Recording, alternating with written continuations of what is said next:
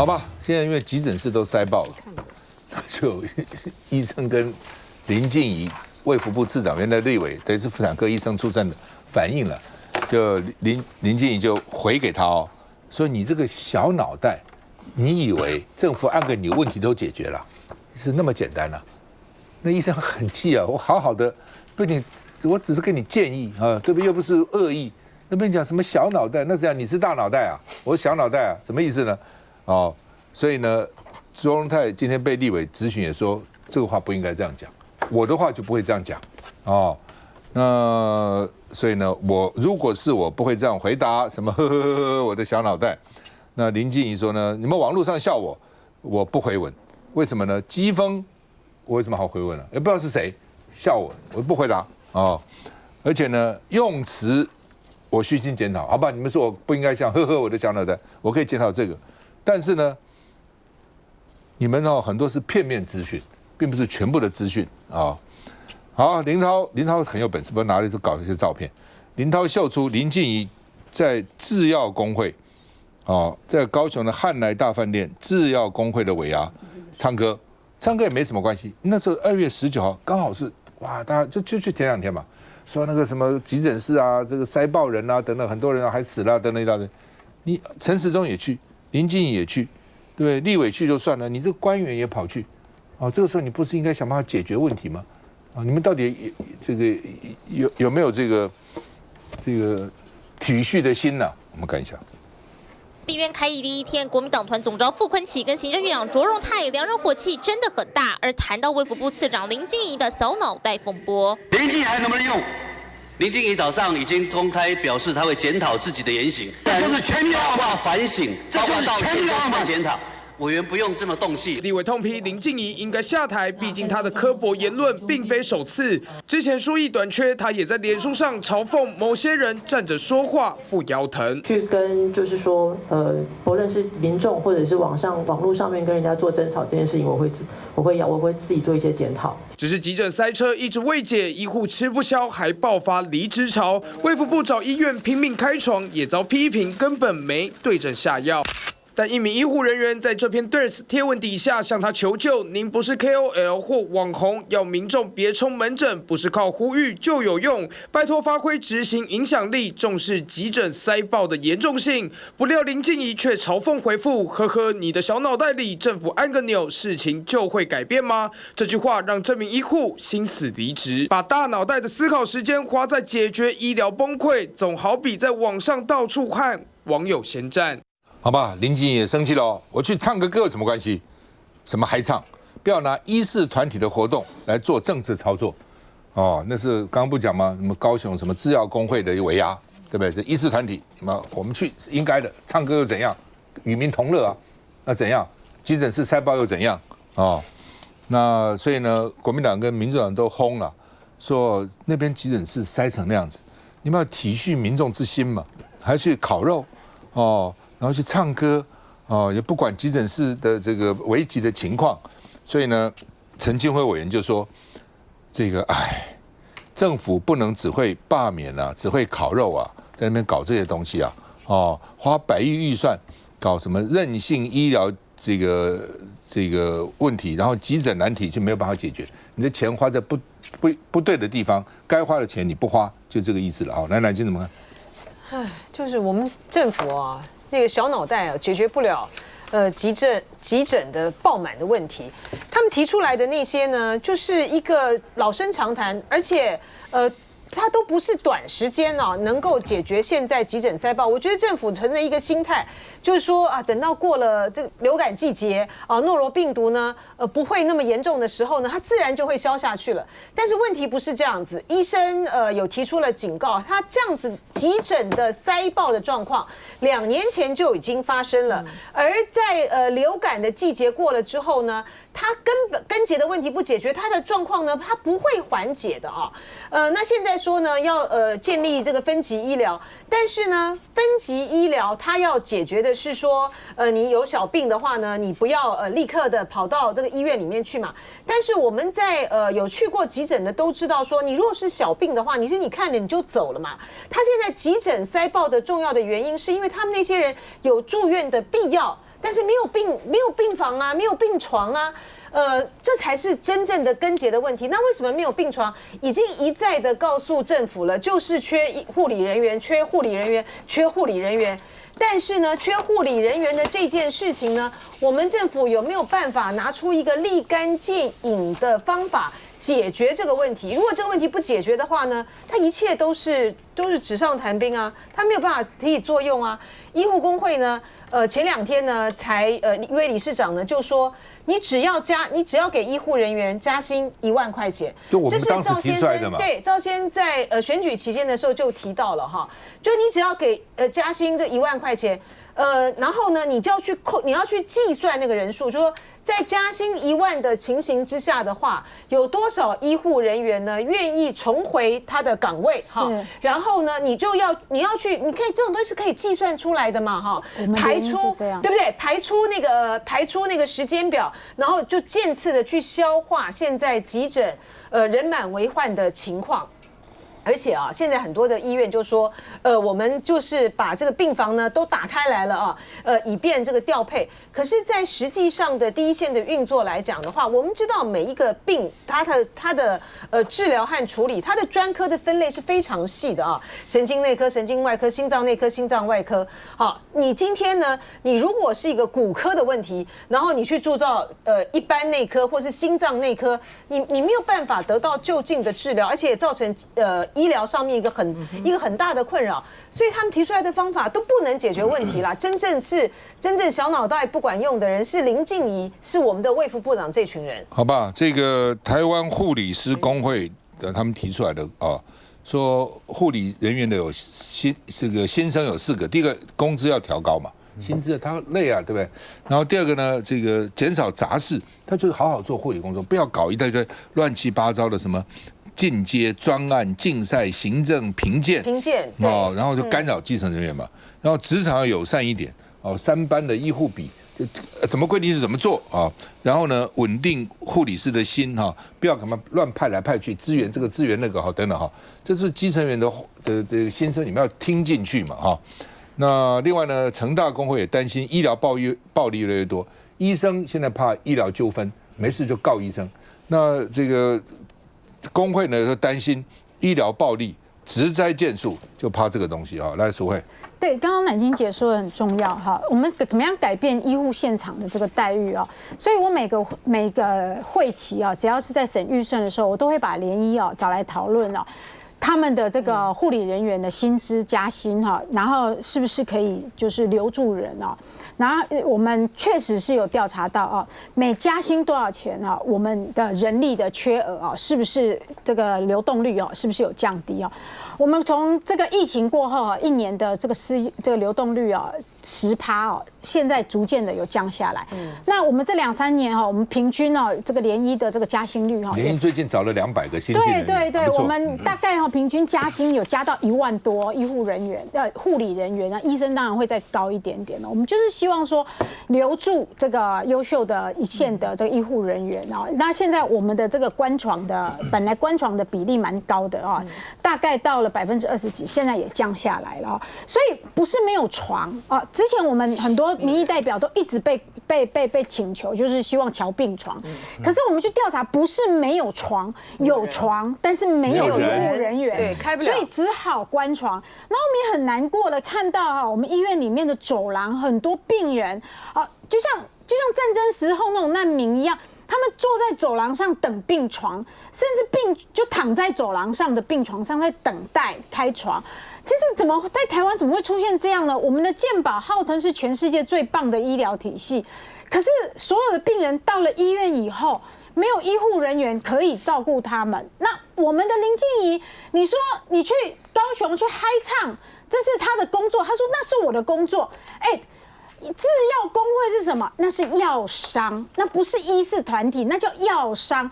他跟陈时中一样，很喜欢跟药商嗨唱，没有错。跟药商嗨唱，当然比听医护人员抱怨啊，听医护人员抱怨会让他头痛，跟药商嗨唱会让他开心，所以他选择去跟药商嗨唱。林静怡从当不分区立委、区域立委，到现在当官员，这不是他第一次失言。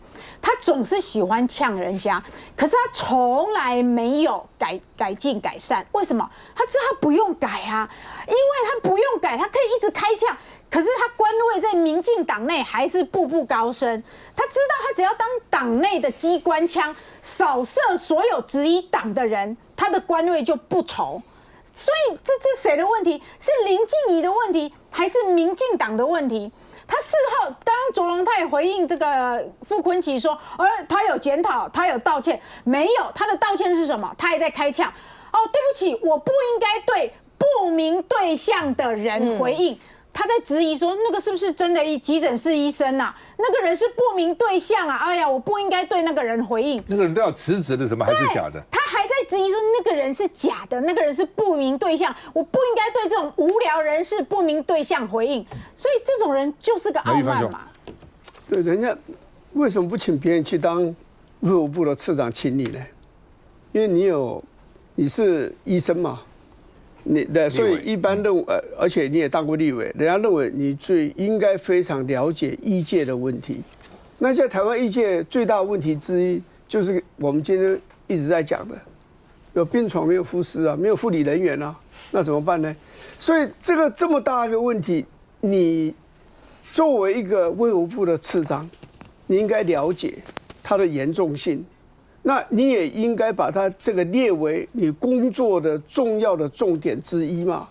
请问你上任到现在为止，你有没有召集过譬如说相关的这些人员，大家来开会，看要怎么解决这个缺这个护理人员的这样的一个问题？从来没有过嘛，对吧？人家讲说你去唱歌会去批评你的原因，就是说，刚刚淑慧讲很对啦。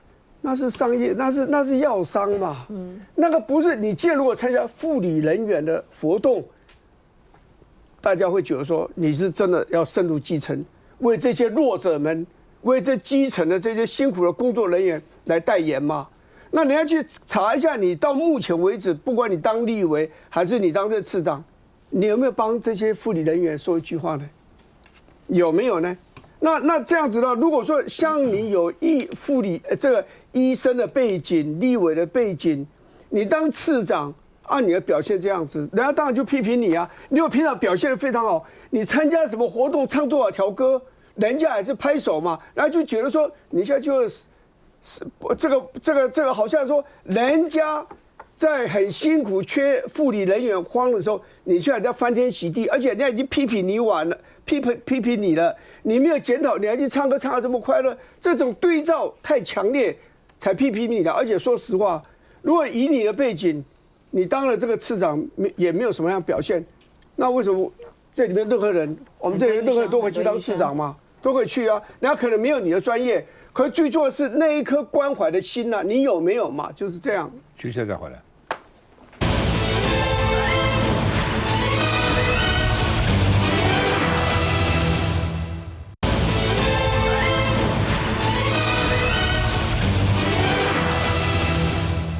好，那么曹新成到底捐了钱没有？哎呦，对曹新成来讲，1500万再捐一次嘛，那清大的前校长叫陈立俊，因为曾经感谢过曹新成说谢谢他捐给清大1500万，所以呢，今天大家就用他的话，校长会讲错话吗？校长会骗人吗？他说感谢过曹新成但是陈立俊现在很衰，说当时我们有个会议，他私下跟我讲他有捐，所以我正式上台前我就感谢他捐了。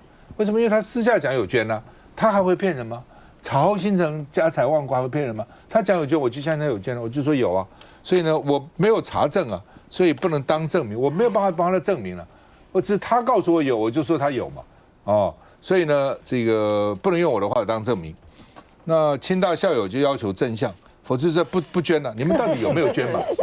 到底是有还是没有嘛？要搞清楚嘛那柯建铭说，清大前校长公然做伪证什么是伪证是怎么样？是他有捐还是没捐呢？你柯建铭是认为说曹新成没捐，所以清大前校长说有捐是做伪证，还是曹新成有捐，清大前校长就说我不能证明是伪证？到底什么是伪证嘛？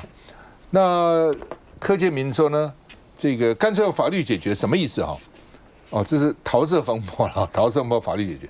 因为有没有捐钱，也有人说用法律解决了，因为检察官查得出来。曹新成说我给了这个沈君山了，沈君山死了，那死无对证啊。那沈君山有没有捐给清大呢？哦，现在也不知道啊，对不对？清大说我没收到啊，查得出来啊。哦，那因为你开支票嘛，曹先生说他开支票，开支票的话，检察官是可以调查，一般人是不容易调的，检察官是可以调到的，银行的记录啊，以前的这个记录啊都有，自己就可以调了。哦，那另外呢，这个黄世修就说呢，曾经曹先生说要这个捐30亿强化国防，说也没有捐啊，那也不知道是怎么回事哈。那另外呢，这个翁小林因为在清大当过教授了，所以他知道嘛，清大一定有在传，说曹先生本来要捐了没捐了，曹新成就说这叫做中共地下党员转移大罢免的焦点，我觉得什么都推到中共，哎呀，我觉得那这么台湾早就完蛋了，台湾如果有这么多匪谍，早就完了哦，就是这个什么我为了转移罢免的焦点啊，那呢这个联合报就从林志坚到曹新成。绿营是战完台大战清大，那时候呢，这个他到底有没有在国发所论文有没有抄在台大，然后现在跑到清大有没有捐钱啊？那国台办就酸，国台办说呢，曹新成报这个跟大陆女子有婚外情，道德败坏，厚颜无耻，反正国台办讲话，国台办也来插一脚哈。那到底是怎样哈？那到底有捐还是没捐？真的不知道啊。那来。我觉得有没有捐这很容易查，因为清华大学是国立大学嘛，你国立大学你从过去不知道多少年，你一张支票，他说捐支票1500万是很容易查的，你不管多少年都查得出来了。不过我觉得30年前的事情这样再翻出来就讲，我们还不如问问30亿好不好？对啊，我们比较关切这2022年他说要强化国防，所以他愿意捐30亿，而且他如果是真的拿出来，不要说30亿啊，捐了3亿哦，我觉得当初的发言人呢就应该好好的不断的去提醒他，好不好？然后可以送他一个匾额，功在党国，那个匾额总不会骗得了人嘛。所以我记得曹新成应该好好的去任何捐款当中马上这个接受的单位就送给他一个证书或是匾额，然后拍照，那这样事情就不会有30年前这种悬案了。不过我个人真的觉得，我看最近媒体都在说这个清华大学真的是把清华大学很多校友就提到了他说你看你们清大校友2任的校长都这样子这么快去做回应，是在干嘛？是在对曹新成有任何的意见吗？清大本来就是在他被问的时候，他当然会去查，一查说实在，在大学当过书教过书都知道，每一笔学校的预算，每一笔的捐款什么都在校务会议当中都可以看得到啊，这几年都可以看得到，而且1500万又是这么大的一笔数字所以我觉得当然啦，这跟曹新成他也不是罢免，他也不是被罢免人，他也不会是个提案人。然后大家就从他的自己的花边，在这个部分，其实无非就是要来验证他自己到底他是一个什么样的 personality， 他的人格特质。如果被这样的质疑，动不动都是中共同路人这样的方式里面来当这个领衔人，你觉得他所这个下面所做的这些动作或者是这些部分还可以被相信吗？我觉得这主要的症结。基本上我讲没错，一定是被问到，他不是主动讲。对。因为你既然讲他有捐钱，一定就去问嘛，你们有没有收到？他说他不能说我收到了，他没有记录啊。那前校长也是，人家是拿他过去讲的话说，你看看他就有，那他就不叫他不讲话吗？所以他就是证明。他说他拿证明了，因为他告诉我他有，我就讲了他有啊，这怎么能当证明呢？对，而且陈立俊校长他当时讲这段话的场景，是因为清大呢邀曹新成跟林百里他们去演讲，然后呢在这个演讲会之前的时候私下聊天。他跟曹新成跟沈君山校长达成的那个是一件蛮风雅的事情是1995年的时候，他们2个人下围棋，然后曹新成就说，我如果输1子呢，我就捐1万美金。那他就输了50子嘛，所以就是我觉得可能不止50子，不过说就算50子吧。对，就是1500万1995年的事情到了2011年的时候，都还在那边传说曹新成没有捐这笔钱，所以就在演讲之前的时候，座谈之前的时候，曹新成就在抱怨这件事情。所以陈校长呢，我觉得他就是基于礼貌嘛，他就在致辞的时候呢，讲了这一段过往，然后就说他捐了钱，结果绿营那边呢，就处心积虑的，这费尽心思的，从清大的那个网站的里面这个里面找到了这段谈话，就说你看，明明就有捐，陈立俊校长就说他有捐。我我觉得陈立军校长很倒霉，就是君子可以妻之以方啊，人家这样子跟你讲，那他的意思当然很明显啊，是要你帮他就会澄清一下，他怎么知道有没有捐呢？好，这是一个，另外一个，我觉得曹先生呢非常的糟糕，就是他事后讲说，他说他有开支票给沈君山，沈君山呢可能拿去做了其他的用途。你是怎么样？你的潜台词是在说沈君山把这个钱吞了吗？还是做什么不当用途呢？怎么可以这么这样用这样子的语词去污蔑一个前清大校长？沈君山是一个多风雅、多文雅的一个人士啊，他的道德学问的这个水准比你曹先生高多了。然后今天呢，他又在他的脸书上呢，我觉得这无的放矢的指控哈，他说。这些人呢都是在转移焦点，好，但不要忘了，我们这次大罢免的目标呢是傅昆萁，哈，因为傅昆萁呢，他是在广州暨南大学，他拿到博士了吗？没有，他没有拿到嘛，哈，就是他就说他在那边拿到了博士学位，是中共统战部训练的中共地下党员，然后呢，受这个傅昆萁呢指示的哈，王宏威啦、徐巧芯啦、罗志强呢，也都是中共地下党员。我们现在要知道，就是你们呢，那时候去年的时候到北京去的时候，你们到底受到了中共高层什么样的指示？然后你傅昆萁呢，你之前的时候到香港去，傅昆萁是去参加一个观光的一个活动嘛？香港旅展。对，香港旅展，他是去宣传花莲跟台湾的之间的观光嘛？你在那边受到什么样的指示？所以呢，我们就是要把这些呢间谍抓出来，好，然后现在的所有的行为呢，通通都是这个中共地下党员故意来分化转移焦点，这疯了吗？我们这些人都应该去告他，要把他们抓出来，公开拷打，公开审问，公开斗争，公开游街。我这个问题是一个戴个帽子。这个问题是个很简单的问题，为什么吵这么久？我觉得非常的可笑。第一个，1500万。他说沈君山可能有移了一部分的钱去做了一个叫严晃策纪念讲座。后来物理系出来讲没有，那是用严先生的遗产去设这个讲座，所以这个钱可见根本沈君山没有从里面拿一部分出来捐给物理系嘛，他没拿到嘛，就没有。那如果说有了，很简单，一般人家有捐钱哦，不要说1500万啦，捐个几十万或者几万块，人家会给个感谢状嘛。你的感谢状你拿出来吗？你曹先生你拿出来说，当时清华大学我捐的钱，他给我感谢状在这里，你讲啊，对不对？就是没有嘛，因为清华大学会这么无情吗？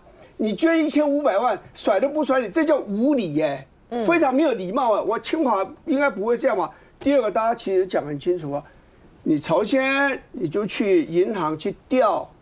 你的支票如果兑现，就一定那边会有记录嘛。你把那个拿出来看看，你有没有一翻两瞪眼嘛？沈君山先生已经过世，当时是所谓的四大公子之一，他的名声非常的好，一辈子非常潇潇洒洒，没有留下任何一点可以供人家去非议的地方，你在死无对证这样讲，这样也不厚道嘛。所以很容易就解决了问题，大家何必用这么多政治的这种语言去谈论这件事呢？休息一下再回来。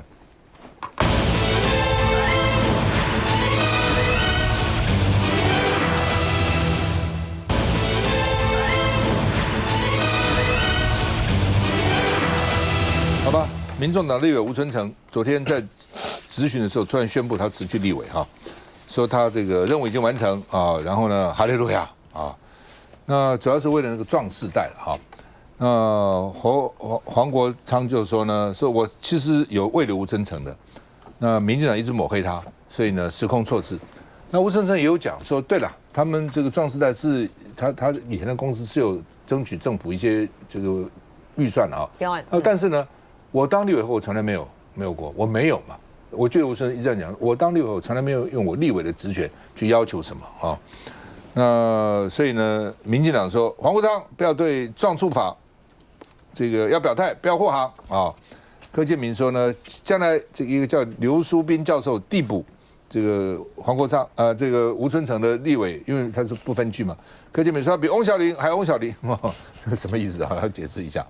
那另外呢，记者也踢爆说 ，USAID 就美国这个什么国际总署啊，什么东西，补助3个组织都跟沈伯洋有关，有3个组织啊，沈伯洋有关的啊，所以呢，一共呢加起来台币呢差不多4、5千万啊，4500，那4500万，这蛮多的钱的了哈，分年编列哈，那所以大家就好奇的说，哦，你这不只是他了，很多那个什么协会啊，这个协会啊，那个协会啊等等，你们去推动这个什么废死啦，推动什么这个反共啦，然后但是不是都是变成美国人的外围组织啊？因为拿美国人钱帮美国人讲话，而且呢，最早 USAID 早先的时候的确是有补助，真的是实质补助。台湾早先也叫他们援助嘛，面粉啊什么有没有拿面粉袋做衣服啊等等。后来就变成搞那个颜色革命啊，就鼓动什么人家叛变啊，鼓动这个各种社会运动啊，这个政治运动啊。我觉得性质跟早先2战以后其实有蛮大的这个改变了哈。那现在就是说，按照国安法，你这些民间团体不可以拿外国人的钱。你看外国人在台湾推动什么政治活动啦、这个经济活动啦、社会活动啊，那有没有受到外国人的这个影响呢？是不是外国人的传声筒呢？另外就是说，这些钱有没有直接间接跑去选举呢？会参与选举呢？由于违反我们的选罢法，我们选罢法也不能拿外国人的钱了。那这要不要好好查一查呢？赖清德要不要下令好好查一查呢？调查局啊，什么国安局要不要好好查一查呢？你们天天怕说外国干涉，外国中共干涉，中共干涉，中共不能干涉，美国也不能干涉，其他国家也不能干涉啊。尤其索罗斯跟这个 USAID 关系到底怎样？有没有可能说这个用那个钱，那个用这个钱，然后呢，在名目上混来混去等等哈？而且呢，这个外交部也补助沈伯洋的这个3个团体哈，不是只有美元还有台元我们给的钱那网络说呢，他比壮世代更黑，吴尊诚都辞职了，那你沈伯洋要不要辞职因为沈伯洋的讲法跟吴尊诚讲法一样啊。沈伯洋说，我被提名立委以后就没有申请标案了，以前是有啊。吴尊诚也是这样讲，我当立委我就没有申请标案，我以前是民间团体啊，我当然可以去这个也不是申请标案，就是参加投标嘛。我以前是可以的啊，那我当立委没有啊。那沈伯洋说我也没有，那吴尊诚都辞了，那你沈伯洋辞不辞呢？我们看一下。大概1个礼拜以前吧，春诚委员就有来找我，当然未留啊。但是春诚是一个很成熟的人就如他今天早上讲，美好的一仗他已经打过了。有尝试未留，但吴春诚已对政治心灰意冷，希望回到民间。黄国昌也尊重，但民进党批评请辞到底是负起责任，还是断尾求生？要黄国昌不要护航。然后最后3读通过，民进党立委一堆跑上来蹭，说翻脸就翻脸。这是为什么吴春诚会说人前手牵手，背后下毒手，这个是他心情最真实的写照。黄国昌批评绿营抹黑式攻击，如今绿委提案废止撞促法，25号蓝白立委也没阻挡，无异议交付委员会审查。就算吴春诚已经请辞，绿营行动也没停止。所以他回到民间真的可以好好赚钱。现在只是吴春诚个人离开国会，可是不要忘了他的家族企业、他的协会都还在。那如果撞触法也还在，那所有部会之前受到干扰的部分，后续也都还会在。我想国民党真的不要跟着一起跳船。复委审查之后，朝野恐怕再度交火。至于递补上的东吴大学教授刘书斌，2天前深夜就更换大头贴，称政治实务新鲜人。不过25号下午，这位准立委确定递补之后，脸书发声，很惊讶听到吴春诚公开辞职的消息。接下来会推动有利于国计民生的法案，但民众党不分区现有2年条款，任期怎么算？党主席黄国昌没给明确答案。党有党的制度。党团主任陈志涵补充，递补委员任期建以2年为原则，准立委刘书斌只是比其他立委早1年进入立法院。那世轩，这个撞触法针对年长者或者是像少子化的国安议题，我想大家应该一致都认同，这个是非常重要的。从之前的总统大选，我们民众党提出相关的这个政见以后，在立法院透过所有委员的支持，在立法院去落实了，也就是现在的撞触法。那民进党是因为要攻击吴春诚跟民众党而把所有的这些东西混在一谈。可是像刚其实我们可以看到新闻画面，吴春诚讲得很清楚，我在担任立委以前，那现在我在推动的是撞触法，而且当时候如果我没有记错的话，在这个过程当中，吴思瑶还代表行政机关来做协调，一条一条去对这个撞触法，代表的是什么？代表这个是跨党派，大家都认为这个是一个非常重要的法律。那现在因为焦点被模糊掉了，吴春诚委员认为他的阶段性达成了，已经3读通过的法律，他卸下这个立委的职务，回到民间，继续去为这个壮处法去做努力哦，这个壮世代去做努力。我想这样的精神，我们绝对是要给他最大的这个支持，以及他过去努力的感谢。但我也必须要讲，同一套这个标准，我们去看沈伯洋，为什么沈伯洋被讲？这些基金会先不讲了，你的黑熊学院之前在立法院被踢爆多少事情，原本要编进相关的预算、警政署啊等等，能看吗？你沈伯洋不等于黑熊学院吗？你难道要讲说这些跟我沈伯洋都没有关系吗？你撇得开吗？第二个，今天大家在讲这个开放社会基金会的这个国安的这个问题哦，这个基金会有没有拿到 USA 的钱？有吗？那你到最后有没有到这个民主实验室？看起来是有嘛。所以大家才会去讨论说，这个是不是涉及了国安法？如果如赖总统所说，中华民国是一个主权独立的国家，他所相信的，这个应该是针对任何一国，而不是只是针对大陆。美国是不是一国？当然是。维护国安是针对台湾的安全去做维护，对象不应该要设限。所以任何来自于境外的资金，我认为都要查清楚。这个我觉得才是对于全民来讲是一个比较好的回应。那一讲。其实这两件事情，我觉得很难混为一谈的。事实上，吴春成其实持平而论，他其实要推壮处法，其实也不是不行。当时其实民进党大家有去协调，但是吴春成他的问题不是壮处法的本身。虽然我认为壮处法也是有它的障碍跟挑战在，包括壮处法说55岁以上哦，全部都是这个壮世代同一个世代来定义。但事实上大家都知道，55、65、75可能都有不同政策而定了。但吴春成他的问题不是壮处法本身。他是因为当时他并没有揭露，他在壮处法背后却去注册了壮世代这个商标，他是在揭露之后才去放弃了这个商标，他并不是主动放弃哦，他是被动被揭露，大家认为有问题之后，他才去放弃。所以如果他一开始揭露的非常清楚，我有这个商标，但我放弃了，大家继续讨论壮世代，我觉得可以。但是如果你已经把壮世代三读通过了，然后其中涉及到整个壮世代的产业发展，结果还要求各政府机关一定要用壮世代去取代什么银发族长者等等的一些说辞，那就是问题所在嘛。所以吴春成他的问题是一回事，那你说这个普马这个沈伯洋，这是完全另外一回事。普马他其实基本上他做的包括 Double Think 啊，包括这个民主学院，包括这个黑熊学院等等等等，事实上这个在一定的层面上就是跟国际接轨。包括其实你知道有多少国外的学者等等来，其实拜访的是这个民主实验室去听听说，到底假讯息等等这些怎么侵犯我们的社会。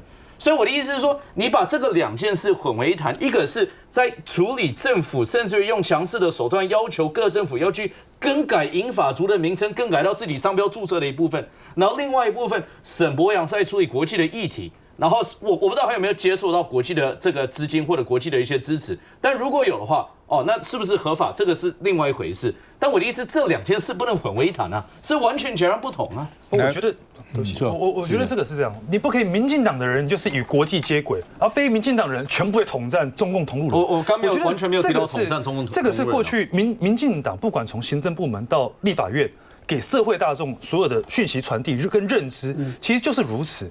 很简单的问题嘛。如果你认为这样有问题，那我现在请问，民进党在立法院要不要废掉壮处法？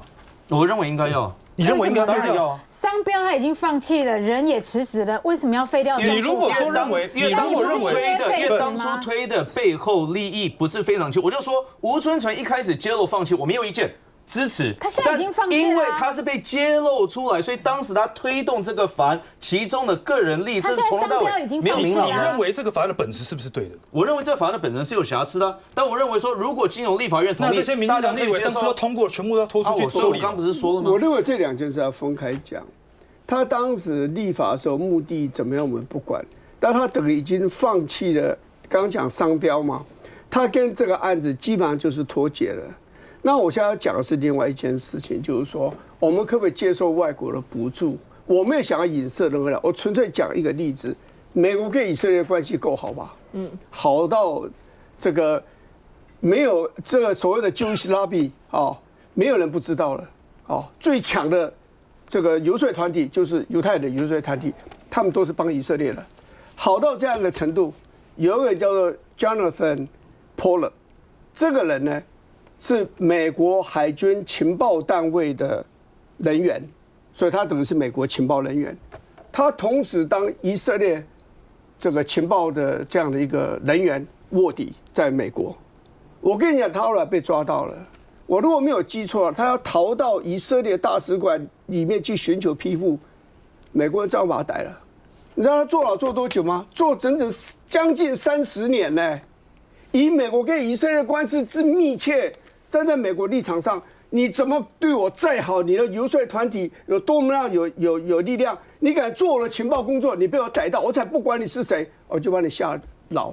我要讲的一件事在这里，就是说，我们不管跟谁有多好，最好的就是要照顾好我们自己中华民国的利益。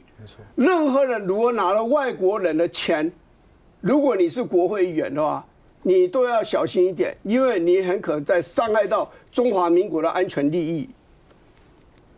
这个我觉得撞触法这件事情哈，目前来说各自有解读了。不过当初的时候呢，的确是3党就是一条一条来，而且在通过的时候，而且是没什么太大的疑义通过之后，每一党都还派人上去来这样子歌功颂德，然后告诉他对撞触法是琢磨多少，当然包括民进党的委员嘛。那如果当初在这个过程当中，你觉得他有很多问题的话，你怎么可能在3读的时候你还要代表出来？而且大家都还有登记，对不对？所以这就是一个目前为止扯不清嘛。那既然吴委员他已经放掉那个商标法，所以他里面当初所质疑的问题，还有刚刚民进党信誓旦旦所遗留下的法律问题，你就把它一个来厘清嘛。我只永远记得当初撞触法通过时候，3党每一个人那一种争着要上台来告诉大家说他是有琢磨，他是有付出心力的。那你这件事情，每个人说把它废掉，那你当初的言语跟你现在废掉，这中间落差，你到底要怎么来解释嘛？休息一下再回来。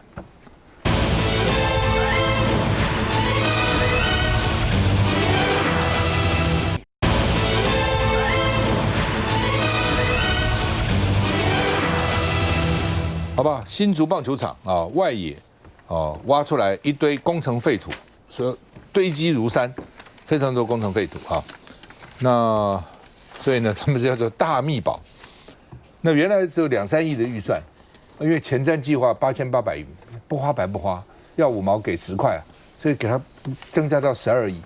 那你12亿就好好开发你的这个球场嘛，又搞了里面又搞了一堆废土这个地方，哎，那球员会受伤的。对不对？要盗垒啊、抢垒啊，这个外野手要接杀这个高飞球等等，多么危险啊！这有良心没良心？你花12亿去搞个球场，还搞出这么多这个纰漏出来啊！所以呢，议员就说12亿泡水了，那怎么办呢？哦，那不全面开挖呢？检察官也说要去查啦。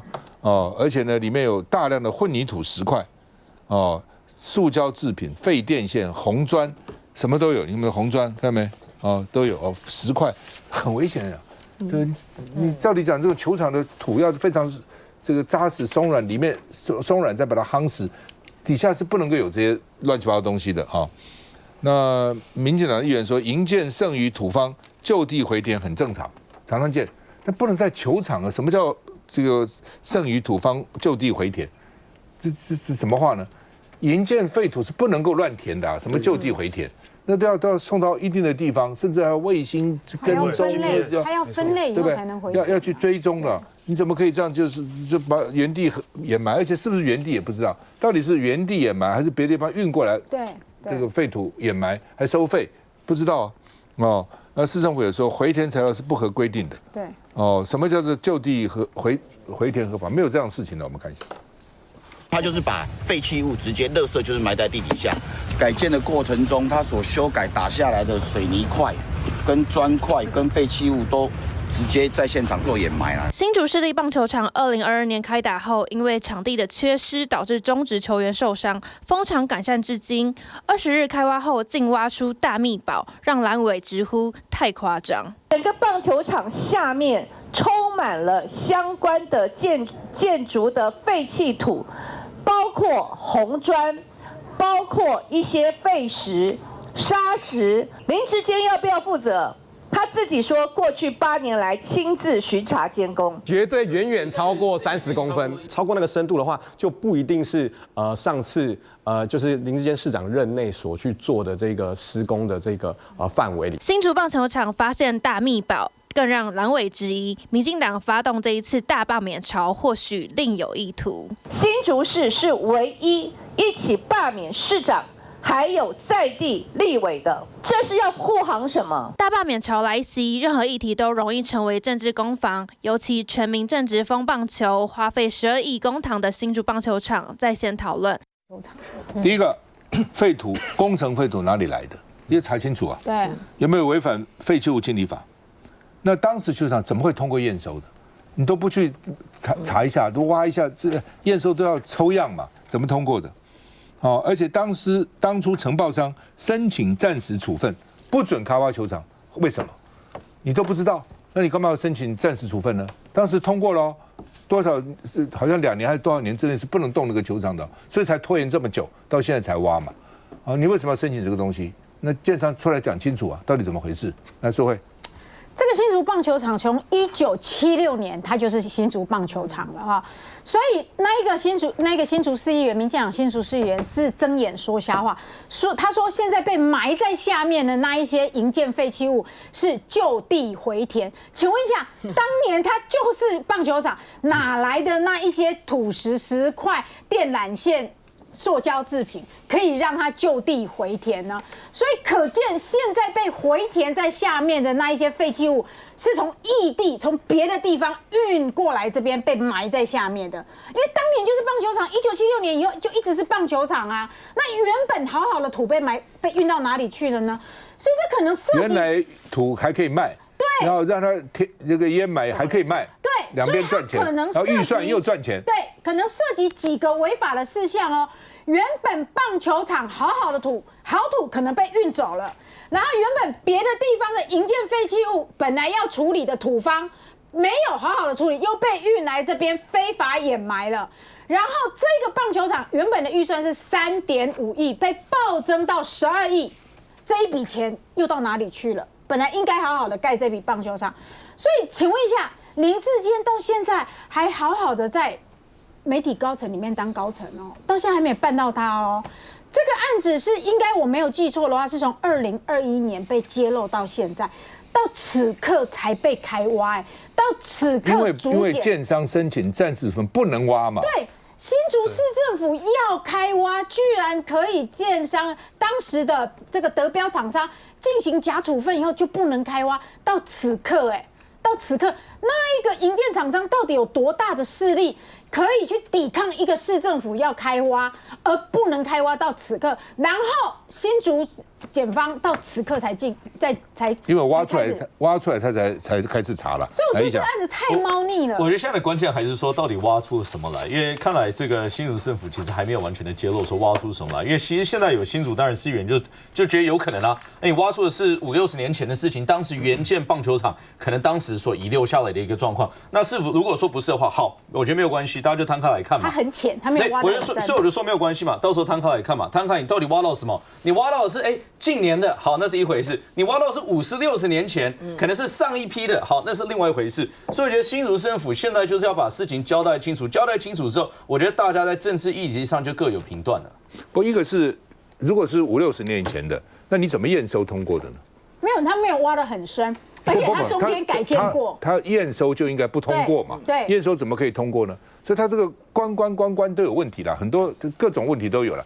你旧的或是新的或是这个如果是旧的，那验收有问题；新的更糟糕。来，世轩，这个我想大家如果回想在2022那一年，为什么这个新竹一个棒球场，说真的，在新竹的一个棒球场可以变成一个全国的议题，甚至导致于民进党整个从新竹、桃园兵败如山倒。最大的那时候开始的时候是什么？是大师兄这个林智胜他滑倒，然后那个外野手林哲轩摔一个肩膀受伤，整季报销，球迷才开始去关注说，这个不是那个这个帅气的林智坚市长刚剪彩刚完工，还找了小英来的一个大政绩吗？怎么会发生这样的状况？然后才开始冒出说什么厕所门装反的，记不记得那个锁在外面，然后观众席怎么样，就开始冒出这些问题，然后大家去检视。这2年的时间，因为像刚提到的被暂时处分，根本没有办法动它。那今天鉴定报告出来了，好了，你可以看到民进党开始跳起来了，各种论述都有，说什么啊，今天鉴定报告这样出来呢，是为了移转高虹被罢免的事情啊，罢免的新闻啊等等。我真的觉得新竹棒球场真应该要立一个碑，这个民主进步党在那边，这个太经典了，你知道吗？不可能有这种建筑废弃物会在那个地方？就像赵大刚刚讲的，就算是几十年前的东西，你在整理这个棒球场花12亿的时候，难道你不用翻土翻起来，重新整理这个场地吗？怎么会没有发现呢？这才是大家的疑问。这的确是啊，那个刚刚的确是回想了当初林志坚也是因为这件事情，然后才大家对他的很多的行事风格产生很大的质疑。我永远不会忘记那个林哲轩这个受伤的时候，那个全民全部在那边哀嚎啊，然后会怎么样？所以他也就是因为这个棒球场的事件，才让他一连串事件完全被动。所以我觉得，既然可以挖出这个部分来，中间一定是环关相护嘛。那真的是不是民进党怕这样的关相护哪个环节被暴露出来，然后有很多人牵连在其中？我真的觉得越来越有问题了。而且那个时候呢，当我们有3位中华职棒的球员在这个新竹棒球场那边受伤之后，民进党的侧翼啊学者呢还出来讲说，根本这中华职棒呢小题大做，都是皮肉伤而已哈。就为了捍卫林志坚，可以讲出这么的违背良心的话。而且林志坚呢，当时呢，因为他在桃园选嘛，所以那个张善政呢就在批评这个新竹棒球场的事情的时候，他还说：“你张善政做过什么工程？我可是每一个工程我都去的。那你就监督出来的工程是这样子的一个结果，这就是民进党这个烂政啊，贪腐这个新竹呢就是个最大的一个破口。权力需要平衡啊。今天川普为什么敢这么狂妄？因为权力不平衡，天下就剩下美国最大啊。这个也是一样，林志坚敢在那个地方做这种事，一个棒球场搞成这样子。”就因为他认为没有制衡嘛，他根本就目中无人，他爱怎么做就可以怎么做嘛。